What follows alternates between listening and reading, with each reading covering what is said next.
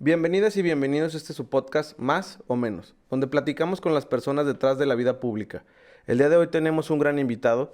Luis, eres una persona a quien admiro, respeto y que he ido conociendo en estos últimos años. Eres una persona muy profesional y me da mucho gusto de tenerte aquí con nosotros en el podcast. Hombre, muchas gracias, Jorge, por la invitación y por tus palabras. Hasta me vas a sonrojar, hombre. Luis, ¿Qué te tomas? Quitemos los micrófonos y... y vamos a beber, ¿verdad? Exacto, ¿qué onda? En este podcast nos gusta hablar de las personas que están en la vida pública, quienes se relacionan con la política, con los medios de comunicación, con la vida privada de cosas que suceden en la ciudad y en el país.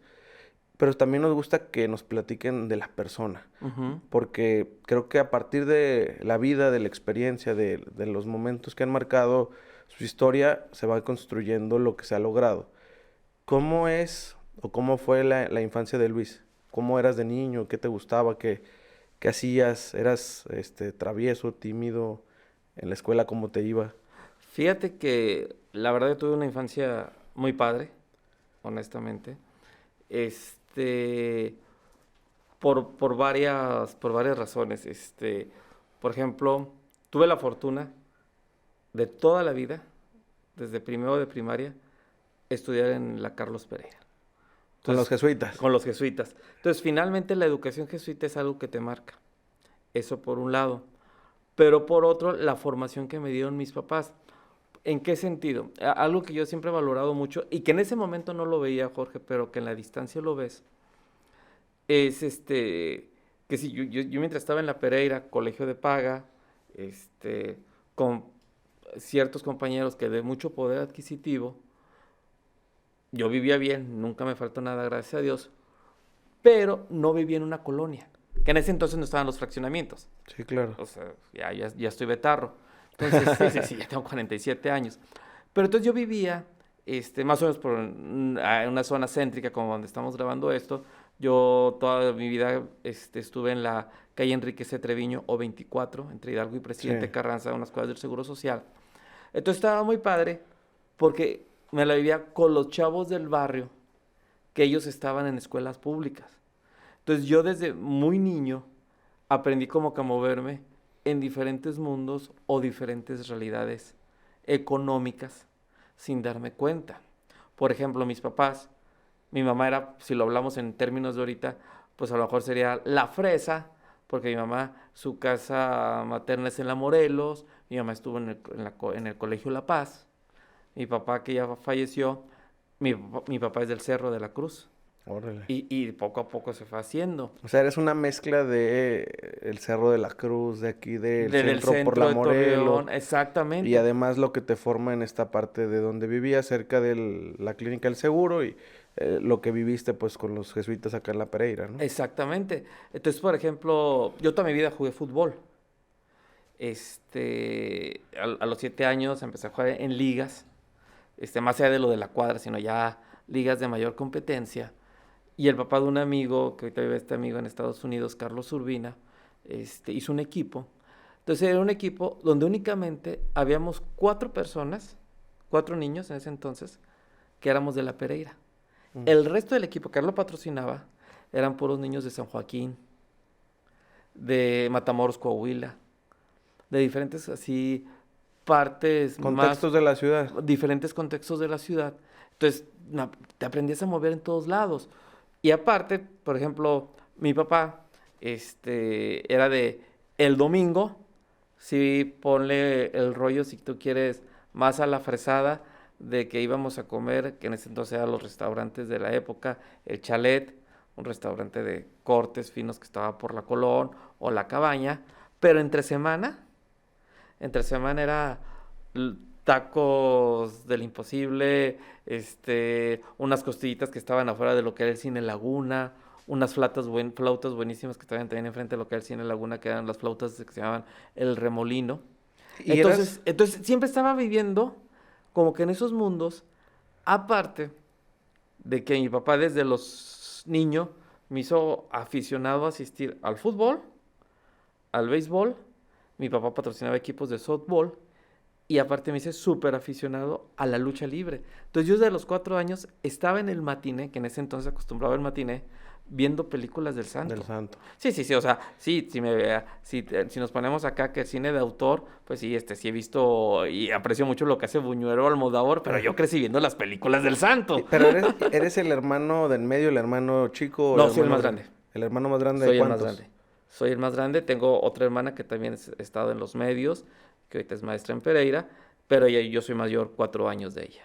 Órale, o sea que te tocó también ser el hermano grande de la casa. Sí, me tocó. Entonces, haz de cuenta que todo lo que digamos, la primaria, estuve como viviendo en esos mundos. O sea, mi realidad era llegar a la casa, no sé, 2:30 de la tarde, que salíamos a la 1:30, 1:40 de la Pereira, hacer tarea y pata de perro. Llámese deportiva, llámese Nazario Ortiz Garza, llámese el torneo de baby foot del barrio. Entonces, así yo fui creciendo hasta secundaria, más o menos, que en secundaria pues descubro el rock y me vuelvo loco, me compro mi primera guitarra eléctrica y demás. Entonces ya era el tiempo entre jugar fútbol y la Y la guitarra eléctrica. música. Y Oye, ajá, ¿y cuándo es donde descubres o vas teniendo esos indicios de me gusta el tema de los medios de comunicación, me gusta, porque es una persona muy leída, o sea, cuando hemos platicado, ajá, tenemos gracias. pláticas muy buenas. Entonces, ¿cuándo vas descubriendo eso? O sea, ahorita es el flachazo de la música, pero ¿cuándo es que empiezas a decir, uy, me gustaría dedicarme a esto? Fíjate que así como tal, digamos que relativamente es tarde. Yo me empiezo a acercar mucho en la cuestión de la literatura en secundaria por dos profesores que me marcaron mucho, que era Luis Aspepico, Ah, sí, claro. y Toño Álvarez Mesta, Sí, también. Sí, literatura y ortografía y todo esto de la y redacción. grandes maestros aquí de la ciudad. Exactamente, que han forjado muchas personas y han marcado sobre todo muchas personas. Entonces, mi papá era gerente de Tipográfica Reza, Ah, una ok. empresa de Lalo Reza, bueno, que eran varias imprentas, era Tipográfica Reza, Impresos Rápidos Reza y acá en Gómez Palacio, Litográfica Reza. Mi papá era el gerente de todas ellas, era la mano derecha de Lalo. Y en secundaria, Luis, Luis Aspe, quiere empezar a hacer un periodiquito, que ya Oh. hace tiempo había vivido en la Pereira. Entonces lo empezamos a hacer y ahí es cuando me invita, la neta, pues para que mi papá le tirara paro y se imprimiera bien barata en sí, pues en la imprenta, la neta. Y yo ahí todavía no escribía tanto ni me metía en eso tanto. Pero digamos que fue un poquito mi acercamiento, que empezó a ser mi acercamiento a los medios. Además de que a Luis Aspe, se le ocurrió hacer un maratón cultural. Órale. Un maratón, que está de moda el maratón. Y hizo un maratón cultural, y yo le ayudé a formular las preguntas de datos inútiles, que yo siempre he dicho datos inútiles, pero que son muy divertidos para mí, llámese de deportes o así, ¿no? O sea, un dato inútil como por ejemplo, no sé, ahorita se me viene a la mente hablando del Santo, ¿qué películas de niño apareció el hijo del Santo sin máscara? Ah, pues en Santo contra Capulina, o cosas así, ¿sí me entiendes? O el apodo de X o Y boxeador de la época, o de X o Y futbolista. Entonces yo le ayudé a formular todo ese tipo de preguntas que tenía que ver con deportes o cultura más popular, por decirlo de un modo. Entonces podría haber sido como mi primer acercamiento.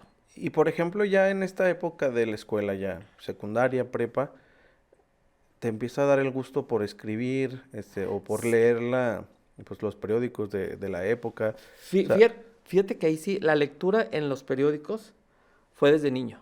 siempre. Desde niño, porque mi papá tenía la costumbre. Mi papá compraba La Opinión, un periódico grande, pues no tabloide que ahora conocemos. Pero al mediodía, siempre que salíamos de Pereira, llegábamos a un puesto de revistas e invariablemente compraba El Heraldo de México, El Ovaciones y El Esto. Y yo compraba todas las revistas de cómics de la época, desde Capolinita pasando por El Hombre Araña, Superman, además de revistas de deportes, de béisbol o de lucha libre. Yo incluso en ese entonces sabía hasta anotar en béisbol. Ok. O ya ves cuando Sí, lo sí. que es llevar a la anotación de que si es un out, del segunda base a primera, del 4 al 3 y todo eso, hasta en eso me metí a anotar. Entonces ahí fue cuando me empecé a meter mucho en ese tipo como que de lectura de periódicos y revistas. Ya por Luis y por Toño empecé a leer más literatura, me metí a leer de literatura. O sea, yo por ejemplo digo, yo leí en secundaria que no le entendí nada, no sé si se puede aquí decir groserías o no. No, sí, sí. Bueno, no le entendí ni madre porque no hay otra forma de decirlo. Él así hablaba Zaratustra. Y yo lo leí porque Toño Álvarez se le ocurrió decir en una clase que era un libro prohibido por la iglesia. Y yo, descubriendo el heavy metal, Ozzy Osbourne y todo eso, dije, tengo que leer esto. Entonces me metí a leerlo. En prepa, pues sí empiezo a descubrir cada vez más la habilidad de escribir. Y en el último año de la Pereira, en ese entonces, no sé ahorita, te dividían por áreas, de acuerdo a lo que tú fueras a estudiar, ingeniería, arquitectura. O así. Yo estuve en humanidades.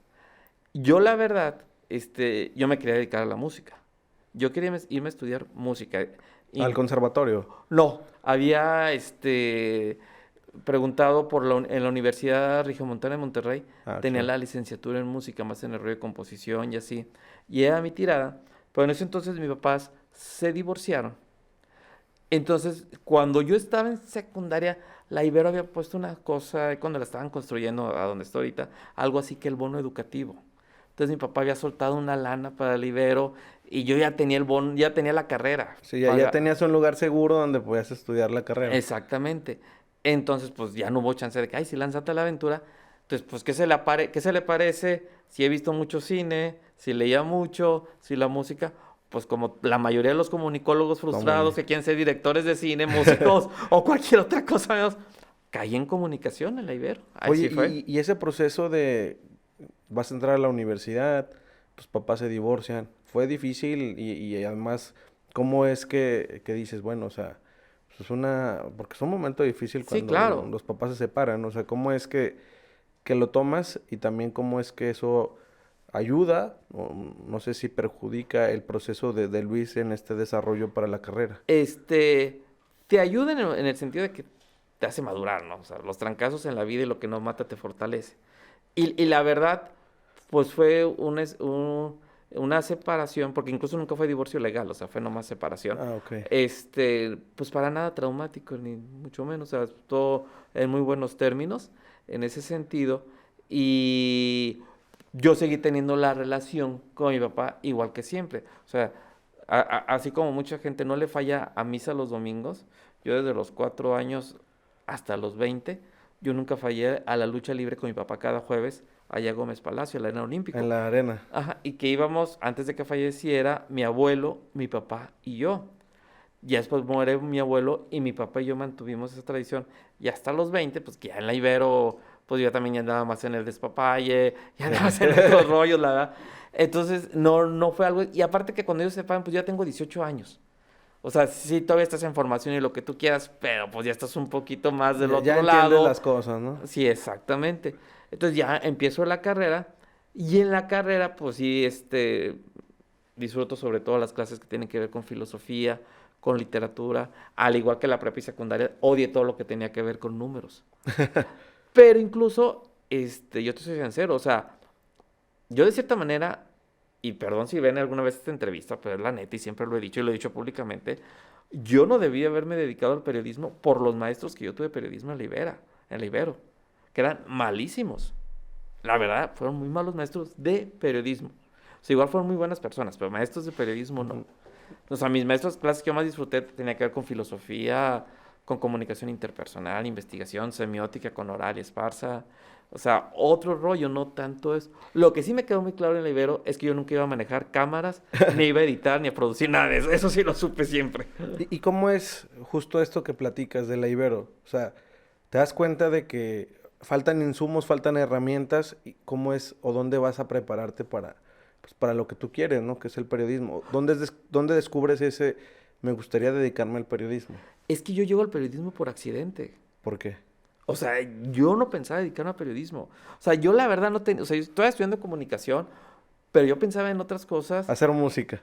o musicalizar cosas, o hacer guiones, o sea, algo más en el mundo cultural. Porque, Ok. por ejemplo, si tú me veías en la Ibero, yo en la Ibero traía el pelo hasta acá, traía Que arracadas. sí, yo buscándote, ahí googleándote, sí salen fotos de ti. Y dije, anda, hasta el El pelito pelo acá, acá y sí, todo, sí. y éramos varios greñudos que nos juntábamos ahí en la carrera, varios de Chihuahua, por cierto, ¿y cómo se llama? Y haz de cuenta que a punto de acabar la carrera, a punto de acabar la carrera, GREM organiza un curso de periodismo en Canacintra. Ok. Y ¿cómo se llama? Y a mí me invita Saúl Ramos me dice, vea, que tú escribes muy bien. Yo, pues bueno, no tengo nada que hacer. Y fui. Entonces yo les escribo una crónica precisamente de las peregrinaciones, ahorita que estamos acá en diciembre, escribo una crónica de las peregrinaciones. Juan Ceballos le gustó mucho, a Marcela Pámanes también. Entonces, de hecho, Marcela y Héctor Becerra me entrevistan para entrar a GREN, y yo entro a GREN. O sea, yo doy cuenta que tuve la suerte de que el viernes es mi entrega de papeles y yo el sábado ya estaba trabajando en GREN. Órale. Trabajando, o sea, con sueldo y todo el Un rollo. trabajo formal. Trabajo Bien. formal y todo. Órale, qué padre. O sea, la neta. Entonces, ahí estoy con ellos y ahí empiezo. ¿Y cómo se llama? Y paralelamente, junto con unos amigos de la Ibero, empezamos a planear un proyecto de una revista cultural, que era lo que a mí me prendía, que se llamaba En Medio, Opinión y Crítica. Esta revista la tengo con Mario Mijares, un diseñador, y Fernando Ramírez Guzmán, que de hecho es al que se le ocurre el nombre de En Medio, Opinión y Crítica, que ya después se lo roban y ya después te contaré esa historia. Ahí ya lo andan prostituyendo el nombre en otros lados. Pero es el nombre de Fernando. Y era ¿cómo se llama? Una revista donde cada número sacábamos un tema en particular. Por decirte, el Mundial de Francia 98. Entonces, el fútbol visto desde el cine, el fútbol visto desde la literatura, el fútbol visto desde el rock, con grupos como Mano Negra o Calamaro. Entonces, así, todos los fenómenos los abordábamos desde ahí. Entonces, empezamos a gestar esa revista. Yo estoy en GREM. La verdad, yo renuncio en GREM. Yo renuncié a los pocos meses porque se me hacía eso en ese entonces de estar a las 6:30 para el primer noticiero, porque yo estaba ahí como rollo de redactor y demás, y yo todavía traía el rollo de la música, tocábamos en un bar. Sí, pues no se te ajustaban los tiempos, ¿no? Imagínate. Exactamente, ¿no? Entonces renunció y al poco tiempo surge la oportunidad de que hacen una convocatoria para entrar al norte. El periódico Norte. Al Monterrey. El Grupo Reforma hace normalmente un curso de periodismo como para junio o julio y de ahí agarra talento. Yo entré sin ese curso. Yo entré directo. Órale. Yo me fui directo. O sea que siempre has sido para algunos bendecidos y para otros suertudo, ¿no? Sí, y para otros maldito. Sí, ¿y cómo se llama? Entonces se cuenta que yo entro directo al norte, ya teníamos la revista. Yo desde allá corregía textos y toda la revista y entro como reportero de la sección local allá en Monterrey. Entonces ahí me toca reportear en Escobedo. En ese entonces como una de las tantas veces, era alcalde Abel Guerra. Okay. Hace poco, sí. Que la candidata de Morena a gobernador, el esposo. Sí, el esposo de Clara Luz. Esposa de Clara Luz. Reporteo en Guadalupe. Reporteo en Monterrey, obviamente. O sea que agarraste calle. Agarré calle. Allá pues no traía vehículo y pues metro, camión, lo que fuera. Entonces sí fue literalmente agarrar calle. Estoy casi un año en Monterrey. Regreso. Estamos hablando por ahí de qué año, para que quienes nos escuchan o nos ven. Sí, Monterrey habrá sido 98, 99 más o menos. 99 más o menos. Regreso. Estoy un rato sin trabajar y en ese momento había llegado a Torreón Walter Juárez, sí, claro, que venía del Diario de Monterrey. No recuerdo honestamente quién le platicó de mí a Walter, y Walter me entrevista y entro a trabajar a La Opinión. Y ahí estaba muy padre, en ese trabajo a La Opinión, porque yo era reportero de la sección cultural, o sea, lo que más me gustaba. Sí, pues caíste donde Sí. te gusta, los temas que querías hablar, lo que nos decías que era lo que en un inicio querías dedicarte, ¿no? Entonces, por ejemplo, en ese entonces era el director Víctor Hugo Hernández, también estaba ahí Mario Galvez, Walter, como te decía, era jefe de información, Marcela Moreno, hoy directora editorial de Milenio.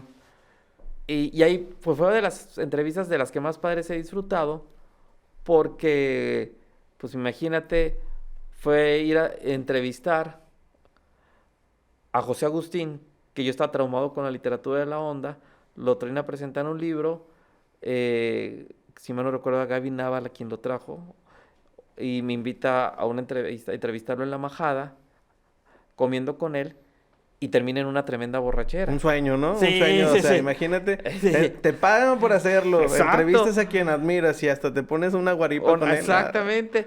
Entrevisté, supone que una entrevista previa a que él desayunara a Vicente Leñero, Sí. venía a una preferia del libro, desayuno con él, lo entrevisto y termino con él como hasta las 12 del mediodía platicando. Entonces fueron experiencias muy padres ahí, en la opinión. Yo salgo de la opinión porque me ofrecen trabajo en ese entonces en la UAL, mejor pagado. Y yo siempre he sido convencido, Jorge, es que hay que ganar dinero. O sea, no en el más sentido. Si tú quieres seguir produciendo y quieres vivir bien y todo, tienes que ganar dinero. Sí, o sea, esto no, o sea, Es que la bronca es que en comunicación se pierde en el romanticismo. justo eso, ¿no? O sea, O sea, caemos en no. hay que seguir el sueño y hay que perseguir Sí, las sí, cosas, sí, sí. pero pues de alguna Sí, no, nada manera... más que cuando yo voy al súper, no les digo, entrevisté a Vicente Leñero y me fían todo. Oye, hijo, espérame porque no hay para los pañales, no hay para la leche, ¿verdad? O sea, es parte, Exactamente. sí. Entonces me voy a trabajar a la UAL en el departamento de comunicación, como comunicación social de la universidad. Ahí estoy casi un año con Pedro Rivas y Yamil. Y ahí hago un diplomado de educación, y empiezo a dar clases también. Empiezo a dar clases, ya después de ahí salgo y nada más me dedico durante un tiempo a la docencia, tanto en la UAL como en la Ibero. Tenía la revista, para ese entonces todavía seguía la revista que te digo. Y en los pasillos de la UAL me topo en el 2001 a Enrique Irazoki, director de operaciones del siglo, del siglo de Torreón. Yo a Enrique lo conocía de la Pereira, habíamos jugado fútbol juntos. Era el portero y yo era lateral derecho. Que ahora Entonces desde sí, entonces nos mentábamos la madre. Porque de ser de portero y yo era lateral, entonces sí, era sí. quien la regaba y entraba el gol, ¿no? Pero fíjate, ¿no? O sea, la manera en cómo se va conectando la vida, o sea, Sí, claro. estamos hablando o comenzamos este podcast con tu infancia, el fútbol, Sí, y viene esta parte profesional donde la persona o el niño con el que jugabas fútbol, pues ahora estabas ahí hablando de temas de trabajo, ¿no? sí, pues mira, por ejemplo, en ese entonces, Kiki Irazoki era el portero y el lateral izquierdo era Luis Mendoza, que estaba en esta administración en plazas y En mercados. mercado, sí. Y yo era el lateral derecho. Y así más o menos, para que te des una idea. En ese entonces jugaba de centro delantero Rogelio Carvajal, que hasta hace poco era el representante del PAN en el Instituto Nacional Electoral. Entonces ahí estaba todo ya desde entonces, ¿no? Y Enrique me invita al siglo. Le platico que yo estoy en el norte, Enrique me abre la puerta del siglo y me invita primero a hacer puros, ¿cómo se llama? Reportajes de investigación. Y Enrique en ese entonces me dice, oye, pues si nos conocemos desde chavo, ¿por qué no habías venido al siglo? Y yo le digo, la neta, porque pues a mí siempre me ha gustado tirar netas. Le digo, pues porque a mí se me hace este periódico muy aburrido. Estamos hablando de 2001 y el siglo no había descubierto el color, Jorge. Sí, no, digo, ahorita hablamos del siglo TV y Sí, no, lo pero que haces, pero es importante esta parte de sí, no, cómo no, no, arrancas. no había descubierto el color. La portada era siempre igual, una foto en medio, notas que caían, 20 notas en la portada. Y me dice aquí que no, vente porque vamos a hacer un proyecto muy padre donde vamos a estar atrás de toda una reginería editorial, Jorge Cepeda Patterson. No, sí. Entonces ahí me toca todo ese proceso y en un principio Enrique, ya contratado por el siglo en enero de 2002, me manda primero a la oficina de Saltillo. Entonces yo reporteo en Saltillo. Estando en la oficina de Saltillo, tengo la oportunidad de cubrir el evento de la ONU, de aquel famoso Come si te vas ¿Cómo si te vas? de Fidel. Yo ahí estuve, ahí me tocó cubrir todo ese ¿Y evento. cómo fue ese evento? O sea, haciendo una pausa en todo lo que sigue de tu historia, ¿cómo recuerdas ese evento de...? No, pues periodísticamente y como experiencia padrísimo. O sea, bueno, una de las cosas que más me acuerdo de eso, y que no tiene que ver con lo periodístico, pero te puede dar una idea de cómo estuvo. Un día yo llego a Fundidora, que era ahí en Citermes, todas las conferencias y todo, e imagínate que veo una cola larguísima. Imagínate una cola para comprar boletos para la liguilla del Santos. Así, Larguísima. larguísima, larguísima, larguísima. Y veo a puros reporteros y funcionarios, representantes de gobiernos extranjeros en la fila, Esperando. uno a uno. Entonces, obviamente yo llego y digo, pues en la torre, ¿qué se me pasó? Ya se me peló la nota. Pasó algo y yo andaba comiendo o apenas vengo, no sé. ¿Para qué crees que era la fila? Una foto con alguien, ¿o qué? Con Isabel Mado, la No. secretaria de Broso, que estaba en ese momento el boom de Broso del primer mañanero y que ahí estaba yendo a transmitir ahí. Es de las cosas que más me acuerdo. Me acuerdo que, aunque tú no lo creas, era un evento de la ONU y teníamos que llegar a hacer estrategias de guerra para ganar computadora, porque no había computadoras suficientes en la sala de prensa. Yo ahí, gracias a ese evento, me hice muy amigo de Leopoldo Ramos, periodista de Saltillo, en ese entonces trabajaba en Vanguardia, ahora él está en Zócalo, pero como éramos los que íbamos de Coahuila, hagamos equipo, Sí. quien llegue primero a ganar computadora y así. Y la Entonces, computadora para los dos. claro, entonces en ese sentido, muy padre. Ah, por ejemplo, un dato muy padre que me tocó también, parece reporteando en Monterrey, que ahí me hago muy amigo de Diego Sorno. Ah, claro, gran periodista. Exactamente. Sus libros, o sea, son cosas muy, muy buenas para el periodismo mexicano. Y yo me hago amigo de Diego, que en ese entonces, cuando yo estaba en el norte, reporteaba en Radio Alegría, todavía ni siquiera acababa la carrera. Entonces, por ejemplo, es de las cosas que me acuerdo así mucho de ese evento Del del, Come si te del vas. Comes y te vas. Ya después de ese Spencer Saltillo, en octubre, regreso, ya nombran aquí su director editorial Alejandro Irigoyen, que ahorita está en el Zócalo, y me regresan al Siglo, primero a hacer puros trabajos de investigación, puro periodismo narrativo, y ya en el 2003 me meten a mesa de redacción, como editor de la sección local. Entonces ya empiezo a coordinar a los reporteros y junto con Alejandro, pues hacen cosas muy padres, como por ejemplo el reportaje donde demostramos que el distribuidor Vía Revolución estaba mal hecho. Entonces es un reportaje que realiza Yolanda Ríos, toda la investigación, pero que toda la coordinación y la revisión la hacemos Alejandro y yo.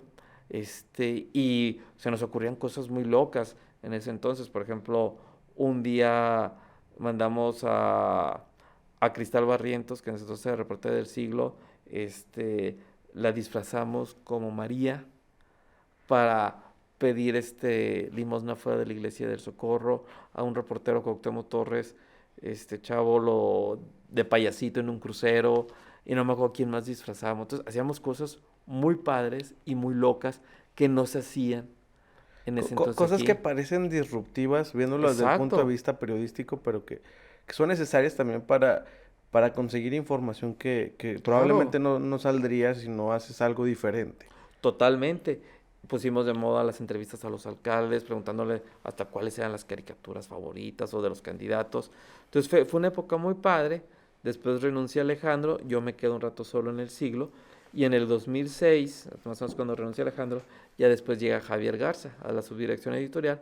Y entre Javier y yo dirigimos el periódico, que es cuando nos toca todo el rollo de la violencia. Javier y yo pues nos conocíamos de vista desde Pereira y ya habíamos coincidido en algunas clases en la Ibero. Javier estuvo aquí en capítulos pasados, él platicaba su experiencia en el siglo, sobre todo en este momento de inseguridad.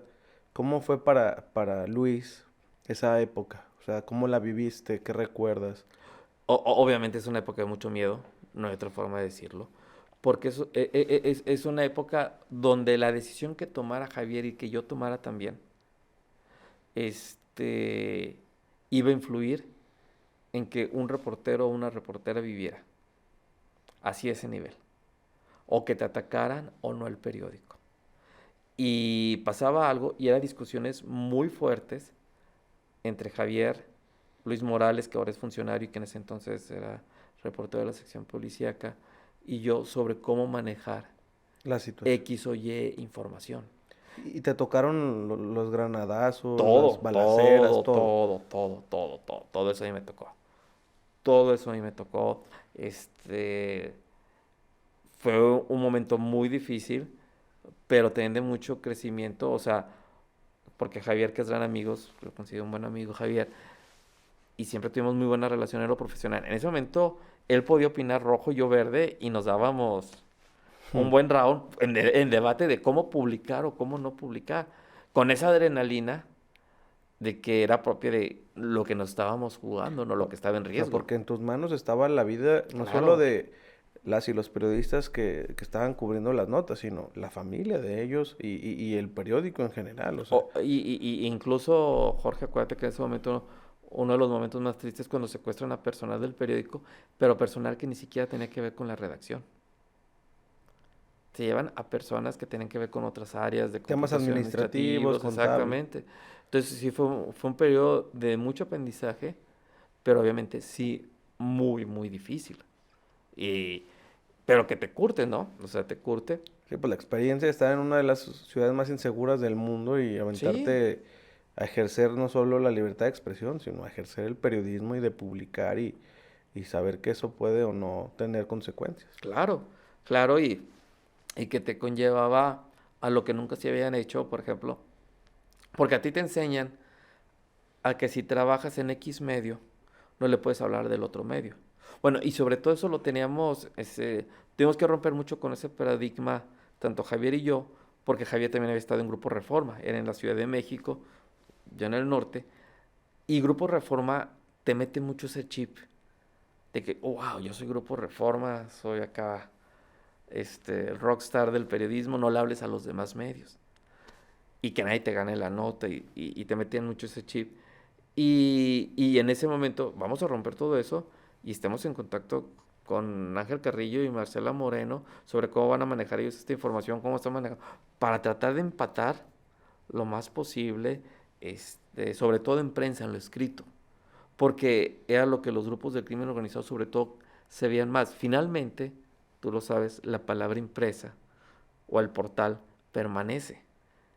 Televisión se puede ir, radio se puede ir. En ese momento no estaba el boom de las redes sociales de que fuera a captarte algo que dijeras en un video. Entonces era sobre todo más la mira lo que se publicaba que lo que pudiera aparecer en otros medios, que no estaban exentos, obvio, pero estaba más clavado en ese sentido. Y hablando de tu vida personal, ¿cuándo es que decides casarte? ¿Cuándo es cuando decides, bueno, o sea, porque estás haciendo una gran carrera de periodista en el mundo de la comunicación, pero cuándo es donde dices, oye, pues, o sea, hay que pensar en el futuro como Luis, ¿verdad? Ajá, pues fíjate que eso fue después de los 30 años. Este, quien es hoy mi esposo, yo le di clases. Yo la conocí dándole clases de periodismo. Y nos dejamos de ver precisamente cuando yo me voy a Saltillo. Y ya cuando regreso, la vuelvo a ver y es cuando empezamos a salir y pues ya lo típico, ¿no?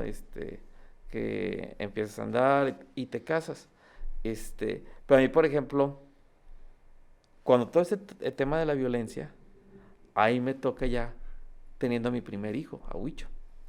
Entonces híjole, era bien tensionante porque en ese entonces, estamos hablando hace 10 años más o menos, ahorita Huicho tiene 12, Huicho tendría 2 años, Huicho tiene parálisis cerebral.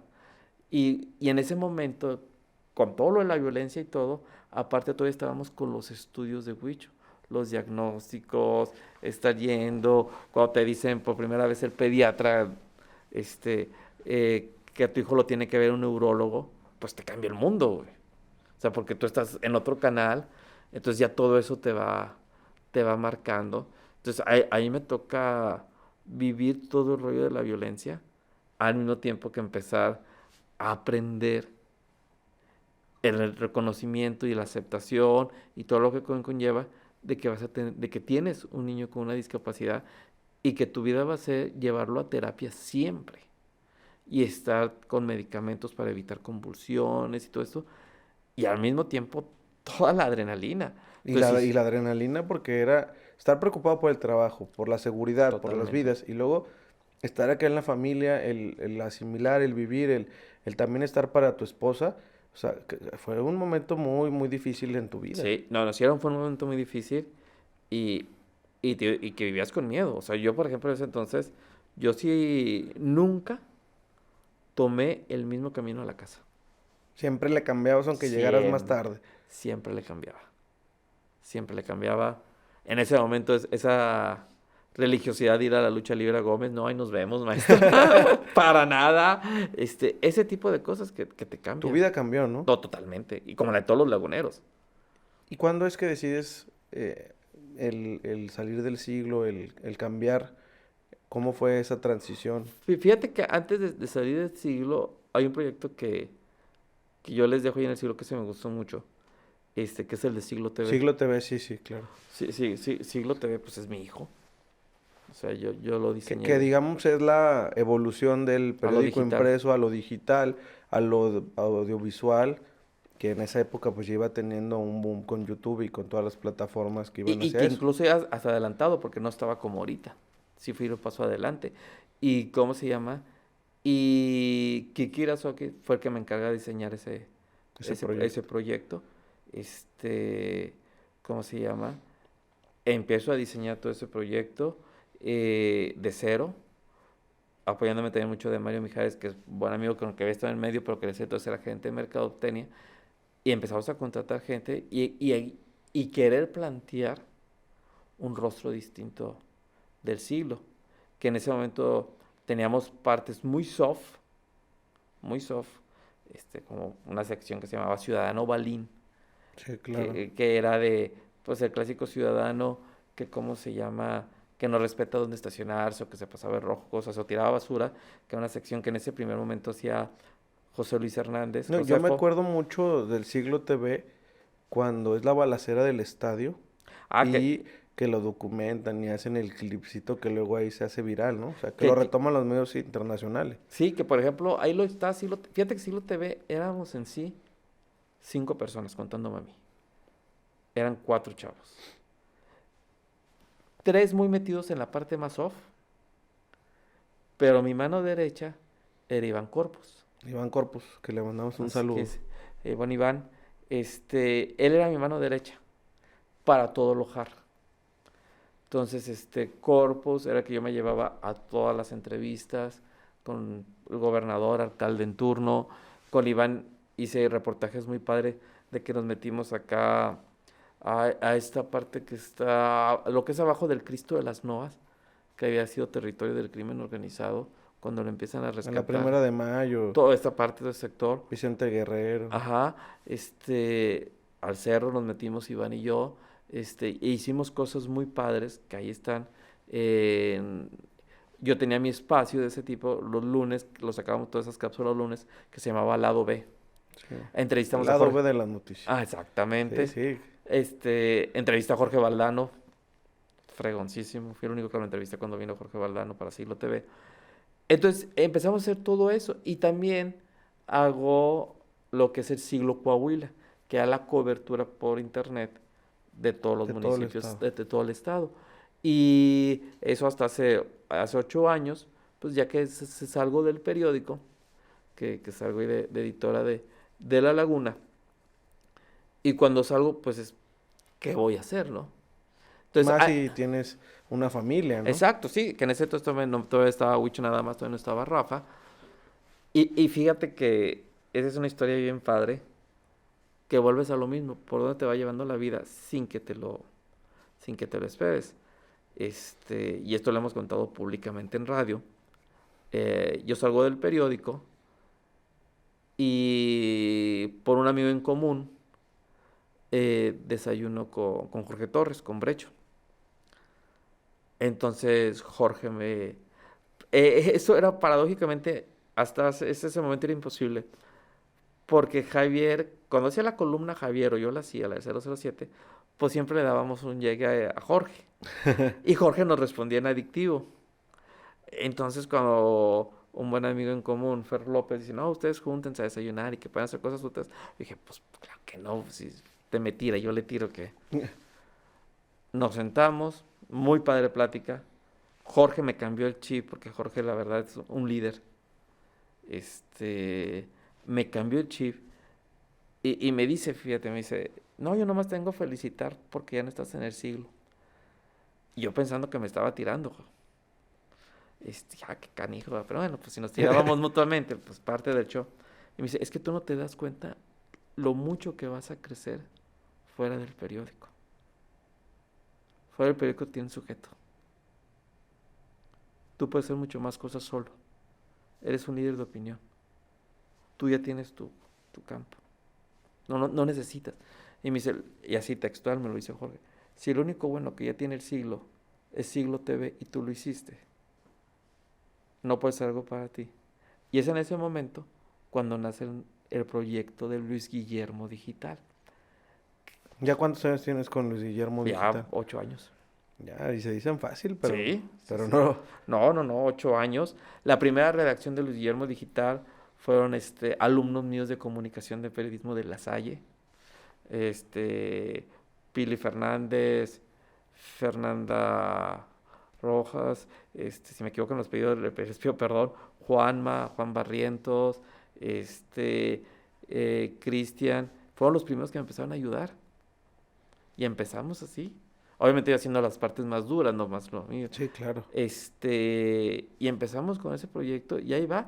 Y de hecho a Jorge Albrecho es al que se le ocurre Luis Guillermo Digital. Él me dijo, tiene que ser tu nombre, güey, tu marca. Eso en octubre, de hace 7, 8 años. Y después Jorge ya tiene la intención de entrar a televisión. Entonces me invita también para ayudarle a toda la cuestión de tele. Y me llevo de Siglo TV, me pirateo a Carlos Orona, que se viene con nosotros a Adictivo. Y es cuando yo ya me sumo con Jorge. Pero muy padre, porque como te decía, Jorge es un líder. Y a mí me ha dado la oportunidad de seguir con mi proyecto Luis Guillermo Digital, que no afecta en nada el Sí, proyecto que no Adictivo, el proyecto Brecho lo alimenta.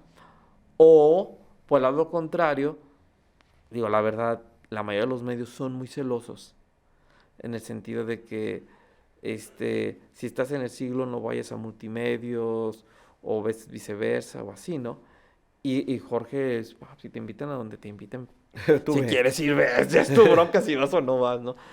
Entonces, a mí me ha cambiado mucho el chip en ese sentido. Y Jorge es una persona que se está constantemente reinventando y nos obliga a todo el equipo A cambiar y a a reinventarnos, modificar. a modificar, a cambiar la forma de comunicar. Yo he tenido desde que estoy en Adictivo, Jorge, unas experiencias tan padres que ni me las imaginaba. En ese rollo así que de repente, pues sí, en el periódico muy intelectual y con mi columna cada lunes, ¿no? Que escribía el Periférico y además de que escribía el Verdades y Rumores. Sí, yo era el que escribía eso de nuestros subagentes, nos comentan, disfrazados de ceniceros y eso yo lo hacía. Pero acá, por ejemplo, te platico dos así rápidamente. Estando en Pereira, dejo a Rafa, voy caminando después de dejarlo ahí en preescolar a mi otro hijo. Y un conserje me dice, ¿qué tal, Luis Guillermo? Volteo a verlo y pues, ¿qué tal? Lo saludo, pero obviamente digo, pues yo no lo conozco. Y lo veo y es una persona joven, o sea, no es alguien que haya sido conserje cuando yo estaba, pues, o sea, pues no. Y le digo, hola, ¿cómo estás? Y me dice, no, soy fulanito de tal, el que les habla todos los días, que les manda mensaje a los adictivos. O sea, no me conocía, nada más por el nombre. Y que yo creo que me ve en Facebook, que es donde transmitió ese programa, en los espacios de televisión, y me dice, no, es que yo soy su fan. Dije, órale, no, pues muchas gracias. Dije, estaba él en el área de preescolar, en los jardines. Le digo, pues ya te encargo a Rafa, por ahí al rato. Sí, aquí lo vemos en recreos que anda jugando. De hecho, lo vimos cuando se descalabró. Mi niño un día, una semana antes, había descalabrado ahí. Pues son experiencias bien padres. O la otra, en el torneo de medios, vamos a ir adictivos ahí en multideportivo, eso este año, me bajo, se me olvida el cubrebocas, jugaba con el cubrebocas, ya había entrado al multideportivo y le digo al de la entrada, ay, se me olvidó el cubrebocas, déjame, voy por él, me regreso, voy al carro y entro con el cubrebocas, ya carnal, se me olvidó el cubrebocas. Dice, no te apures, Luis Guillermo.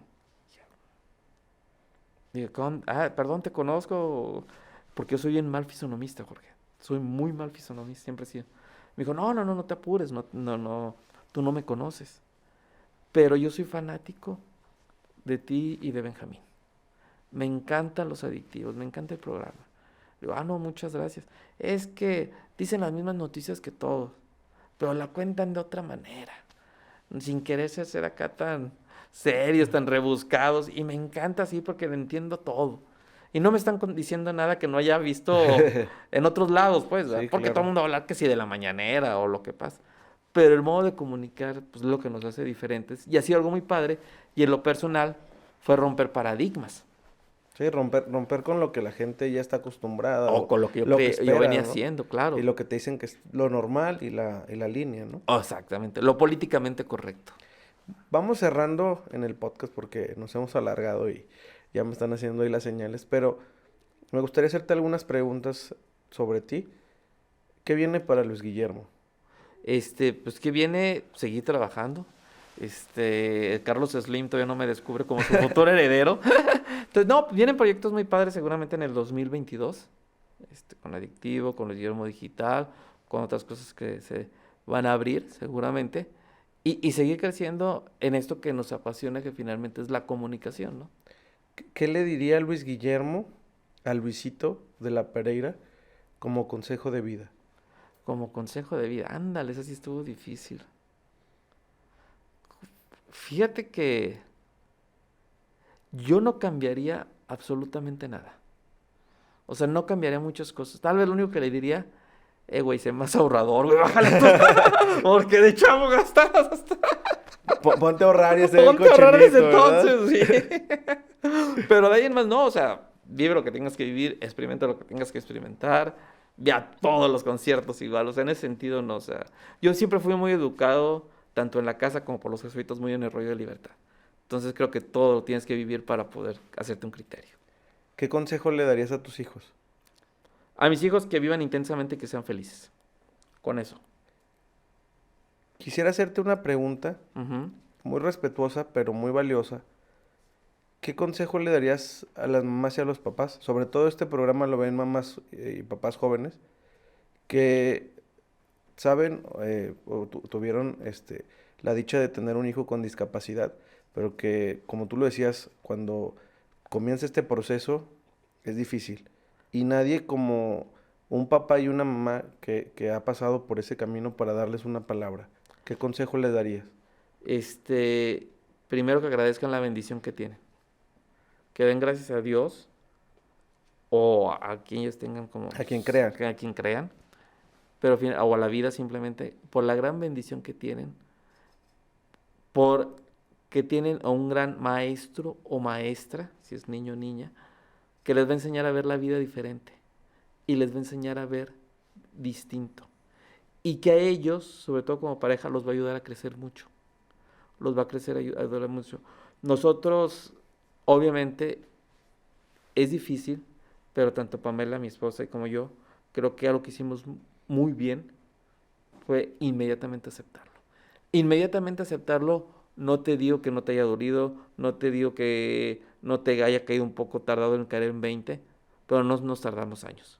O sea, te estoy hablando 2, 3 días y a darle de trancazos. Y que O algo que sea, yo admiro, no conozco a tu esposa, pero las fotos que compartes, es gracias. muy bonita esa relación.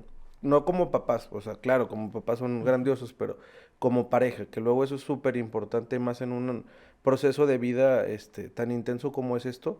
O sea, creo que eso también es algo muy valioso. O sea, que ustedes están juntos. No es el trabajo de tu esposa o el trabajo de No, Luis, sino es una cosa que los dos están muy bien y lo transmiten, pues. nosotros, Pamela y yo, tenemos una complicidad muy fregona, la verdad.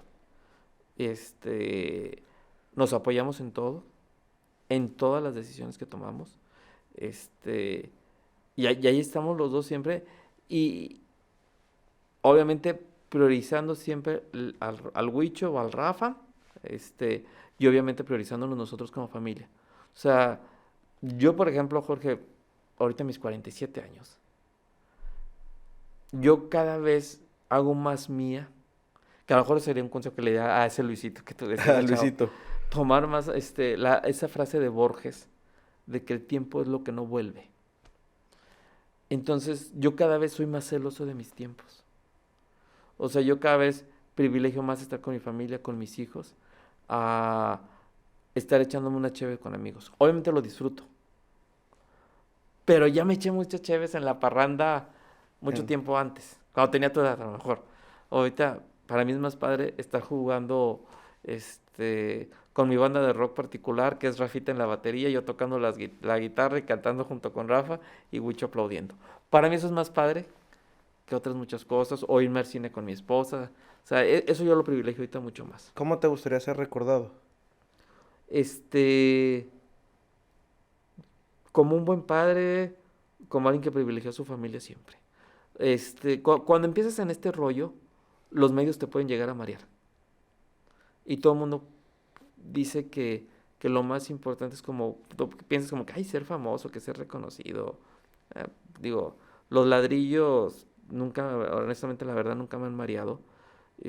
Sí era yo un poco, como me decía Brecho, muy intenso en el siglo, en el sentido de la noticia, ¿qué hay detrás de los políticos? Porque aquí político vio al otro con una mirada así, entonces ya lo voy a dejar fuera de la jugada.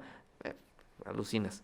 No, yo ahorita el rollo sobre todo ser buen padre de familia y, y estar con mi esposa, lo que a mí me más privilegio, disfrutar la música. O sea, yo no concibo la vida sin música, sin libros, es sobre todo. ¿Y si fuera tu último día, te sentirías tranquilo? Sí, sí, Se la hizo lo neta. que se tenía que hacer. Sí, la neta sí, en ese sentido sí.